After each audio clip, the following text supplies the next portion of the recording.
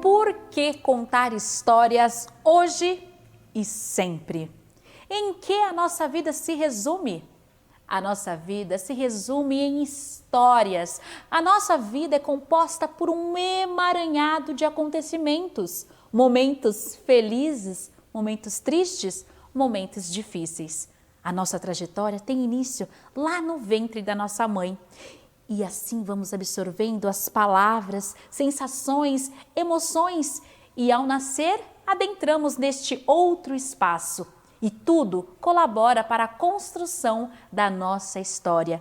Tudo é novo. As mãos que passam a se mexer, os braços, os olhos, os ouvidos atentos a todos os estímulos. Esse olhar do bebê, da criança, é muito importante para os contadores de histórias. Olhem para as pessoas com o olhar de uma criança. E como dizia Fernando Pessoa, a criança eterna acompanha-me sempre. A direção do meu olhar é o seu dedo apontado. Corpo! O corpo está para o contador de histórias, assim como estão as ilustrações para um livro. Temos a missão de ilustrar a história com nossos gestos, nossas expressões fisionômicas e também a movimentação. Precisamos explorar as nossas capacidades expressivas, tornando este corpo um instrumento poderoso que dará vida às narrativas, formando uma outra camada, somando forças entre corpo e oralidade, colaborando criativamente com a parte textual, com atenção para evitar redundâncias. Vamos começar realizando um alongamento. A gente precisa preparar o nosso corpo para o que vem aí pela frente e para receber as histórias. Vamos começar relaxando a cabeça. E aí a gente vai girar a cabeça bem grandão. Por 4 vezes para o lado direito. E quando a cabeça chegar novamente no centro, nós vamos retornar, girando mais 4 vezes para o lado oposto. E assim nós vamos aquecer todas as articulações, como se o nosso corpo fosse realmente um boneco em que a gente vai manipular parte por parte. E a gente pode ir para os ombros também, sempre 4 vezes para frente, para trás. O peito que vem para frente e a gente começa para um lado, 4 vezes.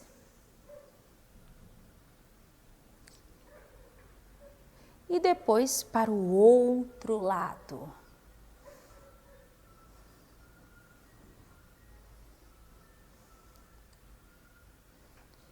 Vamos também para os braços. Sempre mexendo e aquecendo as articulações. Mãos.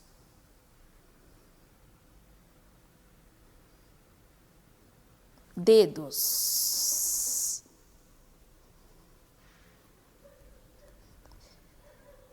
E agora, cintura.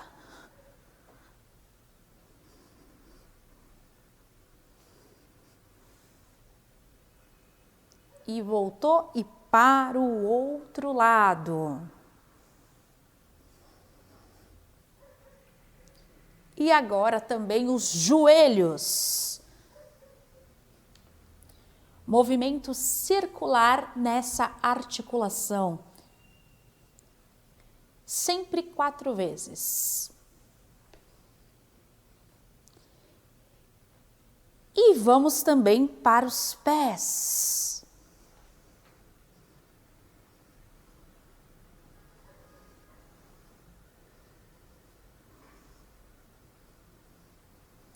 Isso, muito bem.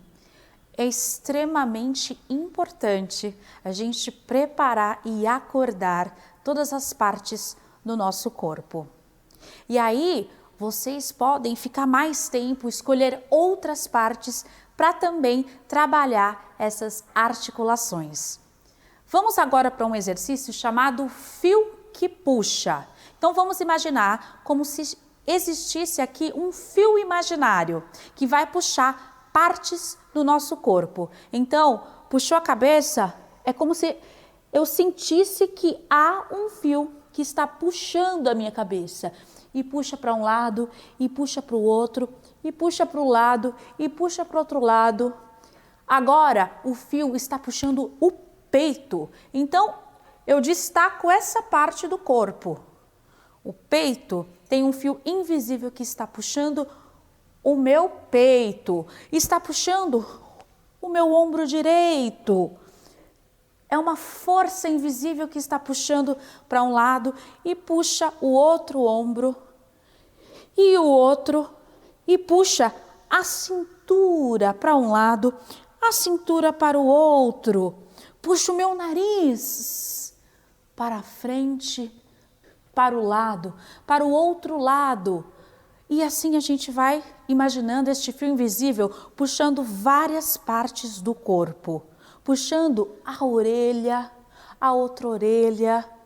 E dessa maneira a gente pode ir criando imagens no espaço. E de acordo com a minha postura corporal, eu posso criar um personagem. Imaginando que há um fio puxando o peito, crio um personagem que se acha um maioral. Um maioral também com o nariz empinado. Imaginando que há um fio que puxa o meu nariz. Ou então, imagino uma mocinha que está passeando pela rua, saindo da escola. Dessa maneira, eu posso criar vários personagens, apenas com uma pequena mudança corporal. Então, façam essas experimentações nas histórias que vocês forem contar. Escolham partes do corpo que vocês queiram destacar. É uma maneira também bem simples e bem criativa de criar uma personagem. E o nosso último exercício, nós vamos trabalhar também um pouco de movimentação pelo espaço, que vai dar aí também um pouco de dinâmica na história que vocês forem contar. Vou falar aqui alguns comandos e conforme eu for falando esses comandos, vocês aí junto comigo vão também realizando essas expressões. Então, quando eu disser o número 1, a gente vai tomar um susto. 1, toma um susto e congela. Quando eu disser o número 2, a gente vai sentir um alívio desse susto. 2, Quando eu disser o número 3, nós vamos dar um passo para frente e um passo para trás. 3, um passo para frente e um passo para trás. Quando eu falar o número 4, nós vamos apontar para alguma coisa. Quando eu falar o número 5, nós vamos dar um giro. Somente isso. Vou repetir então. 1, susto. 2, alívio. 3, um passo para frente, um passo para trás. 4, apontar. 5, um giro sobre si mesmo. Esses comandos vocês podem aplicar em alguma história que vocês forem escolher para contar. De alguma maneira, vocês vão incorporar essas movimentações dentro da narrativa. No final deste bloco, eu vou contar uma história para vocês, colocando essas movimentações em prática. Vou escolher algumas e vou colocar na história para vocês verem como que eu construí essa história, unindo essas movimentações.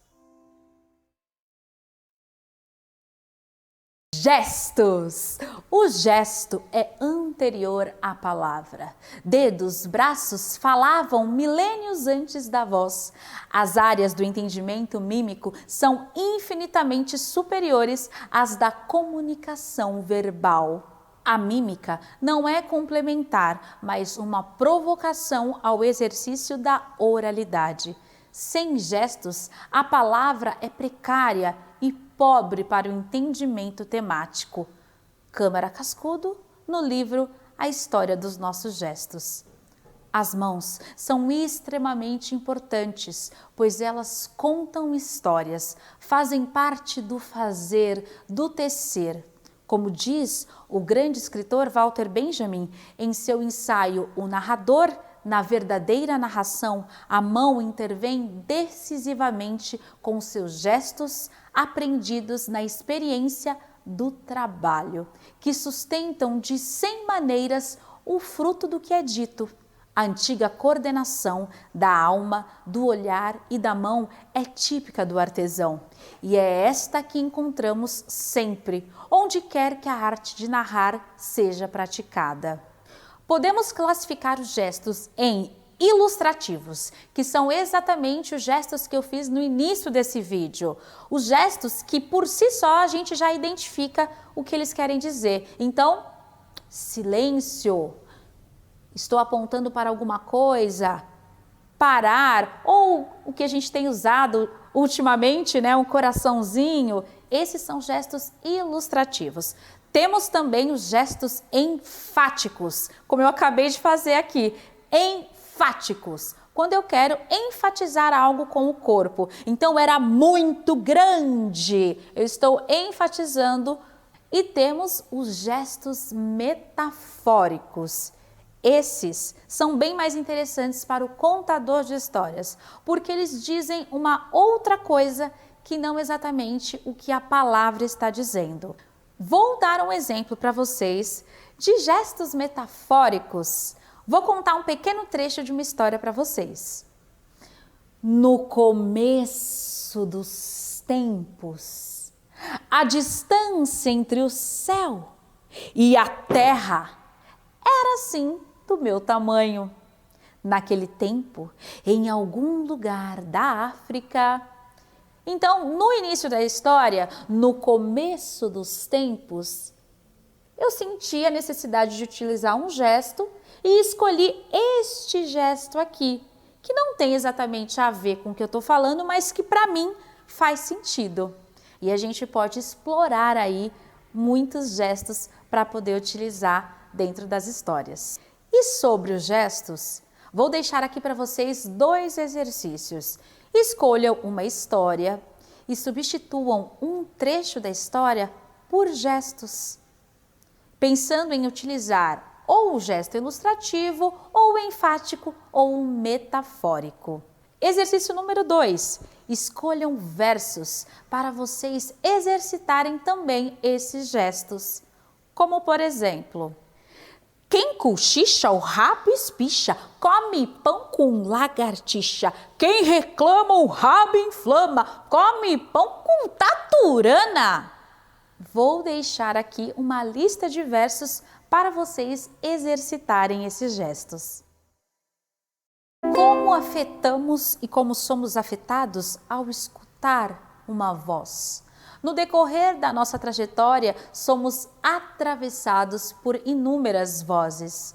A maneira que o contador de histórias tem de tocar alguém é através da voz. Através das ondas sonoras, a voz atravessa os poros, a nossa pele. Através da voz, expressamos e sentimos alegria, tristeza, medo, dor. Quantas vezes recebemos uma ligação e dizemos, você não está bem? Ou, que alegria é essa? O que aconteceu?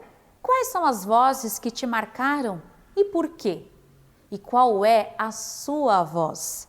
Precisamos ter consciência sobre as propriedades do som para entendermos um pouco sobre a potência da nossa voz. Vamos para a primeira propriedade, timbre. O timbre nada mais é do que a característica da nossa voz, a identidade vocal. A altura tem a ver com os sons graves e os sons agudos. A intensidade é o som forte ou fraco. Temos também a duração, responsável pelo ritmo, e a ressonância, que é onde ressoa a nossa voz. Temos muitas caixas de ressonância pelo corpo. como o peito, a cabeça. Outro item bem importante para a voz é a articulação. Precisamos pronunciar muito bem as palavras.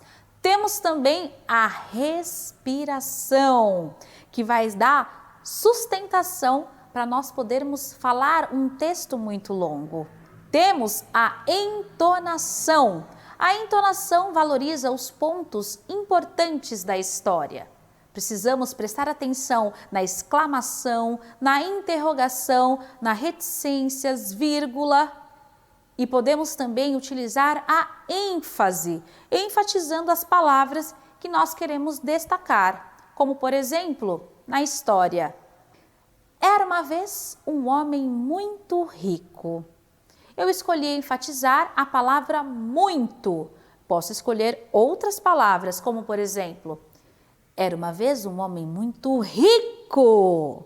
Escolhi a palavra rico para enfatizar. Mais uma vez.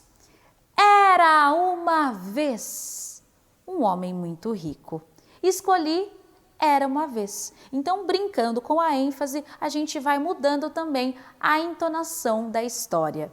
Temos também as pausas, que são extremamente importantes para criar mistérios, para criar suspense e também para a entrada e saída de personagens na história. Que tal agora realizarmos alguns exercícios de aquecimento extremamente importantes para antes de contar histórias? Vamos mastigar chiclete, mas como se tivéssemos mastigando uns 30 chicletes na boca.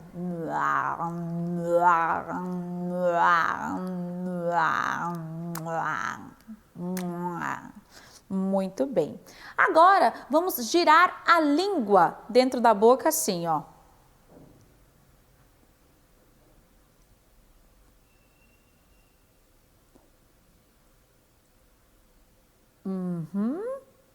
Engole a saliva. E a gente pode girar muitas vezes, pelo menos umas 30 vezes. Agora, vamos mandar beijo. Colocar a língua para fora.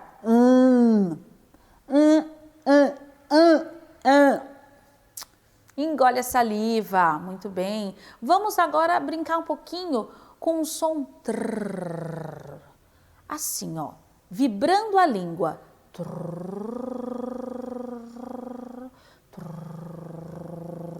Sem som, e depois a gente pode brincar com grave, médio e agudo. Assim.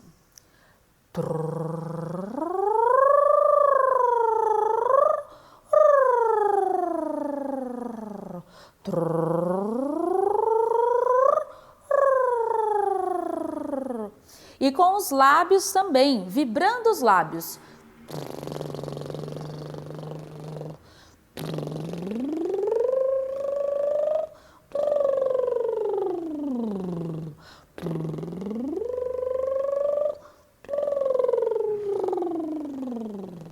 E é sempre bom fazer isso por um tempo.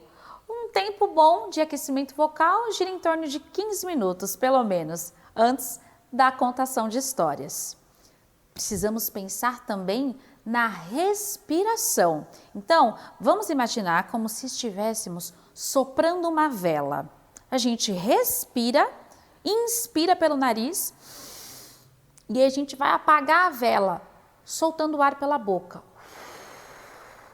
Inspira.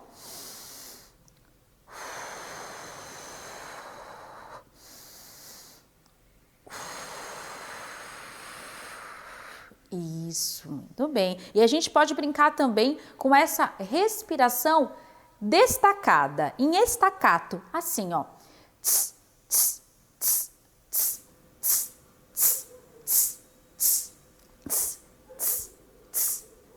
E mais rápido.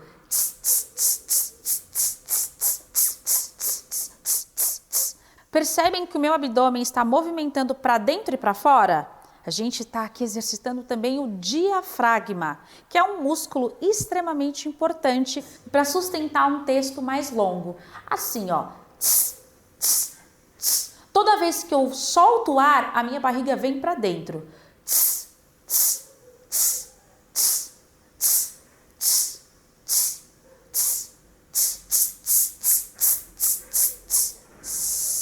Muito bem. Podemos também treinar a articulação.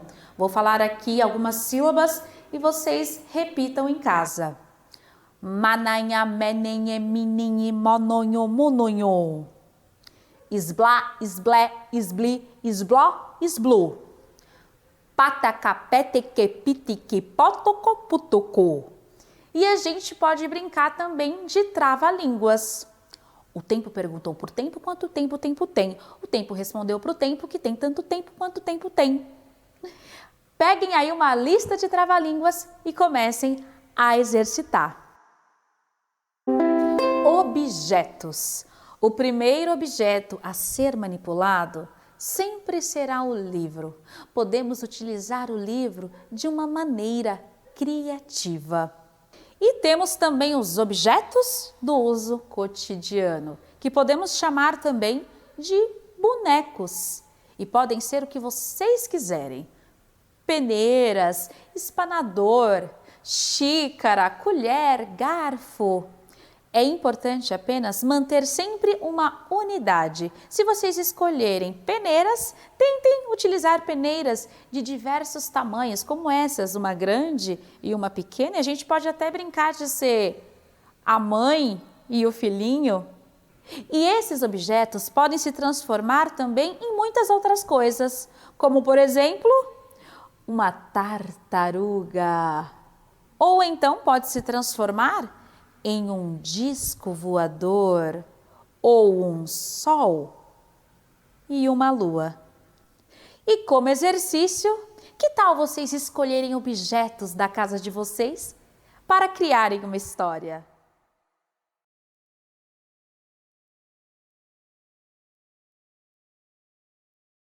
Dois homens vieram andando e entraram na floresta.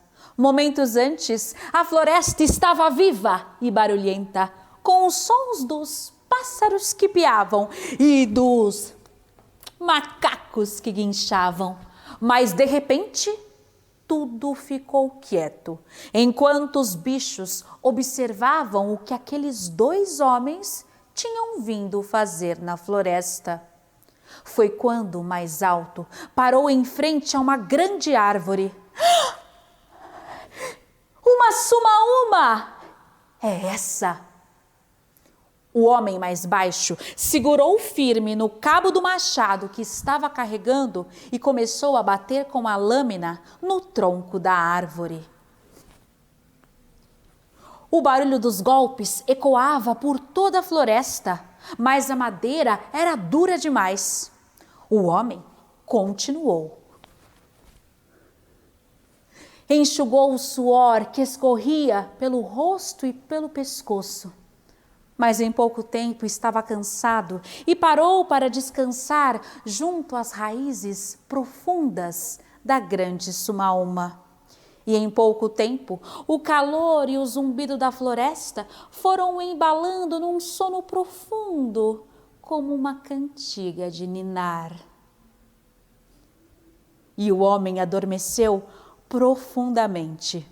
Então todos os bichos que moravam entre os galhos, entre as folhas e no tronco da grande sumaúma se aproximaram do homem adormecido para dar um recado. E vieram vários deles, vieram as onças, os tamanduás, os ouriços, as araras, os pássaros, as pererecas, e inclusive o bicho preguiça que demorou toda a história para chegar. E por último veio ele, um índiozinho Yanomami da floresta, que se aproximou junto ao homem adormecido e deixou o seu recado. Moço, peço para que quando acordar, nos veja com um novo olhar. O homem acordou e na sua frente estava o índiozinho da floresta. E em sua volta, olhando firme para ele, estavam todos aqueles bichos, animais raros e maravilhosos, eram todos eles. O homem olhou para cima e viu o sol que se infiltrava pelo meio da folhagem da copa de todo aquele verde. Raios de luz brilhantes que cintilavam feitos joias preciosas. plantas estranhas e belíssimas penduradas na grande Sumaúma. O homem respirou fundo e sentiu o aroma das flores, sentiu também a névoa úmida de vapor que subia da grande Sumaúma. Mas ele respirou fundo, se levantou, pegou um machado, girou o braço para trás e parou de repente. Jogou o machado, se virou e foi embora. E a floresta inteira comemorou. Sumaúma, mãe das árvores, uma história de Lynne Sherry. Se vocês quiserem assistir esta história completa, basta acessarem o nosso canal do YouTube Tricotando Palavras. Nós contamos essa história no programa Quintal da Cultura. Vocês podem conferir lá.